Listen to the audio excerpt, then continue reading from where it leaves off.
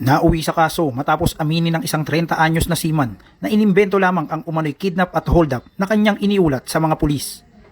Unang lumapit sa mga otoridad upang i-report na siya ay dinukutan at ninakawan umano sa loob ng Robinson's Place, Ermita noong gabi ng April 21, 2026. Ayon sa kanyang salaysay, ibinaba pa umano siya ng mga sospek sa Tondo, Manila matapos ang insidente.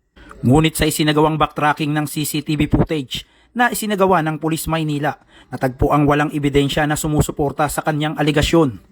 Conduct ng follow-up yung ating mga pulis.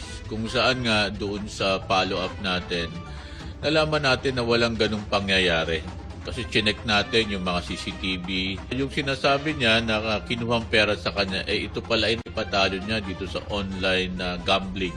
Kung saan nga, itong pera na ito nagkakahalaga ng mahigit 65,000 pesos ay intended para sa pagkuha niya ng visa. Sa kalaunan, umamin ang nasabing lalaki na walang naganap na krimen. Ayon dito, naubos ang halagang 65,725 pesos matapos matalo sa online gambling game na scatter dahil hindi niya maipaliwanag sa kanyang kinakasama ang pagkawala ng pera na nakalaan sana para sa visa processing. Napilitan umano siyang gumawa ng kwento.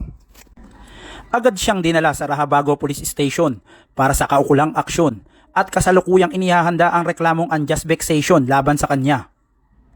Mula dito sa Manila Police District, ako si Police Staff Sergeant Lionel Morpon, alagad ng batas, tagataguyod ng Balitang Pulis.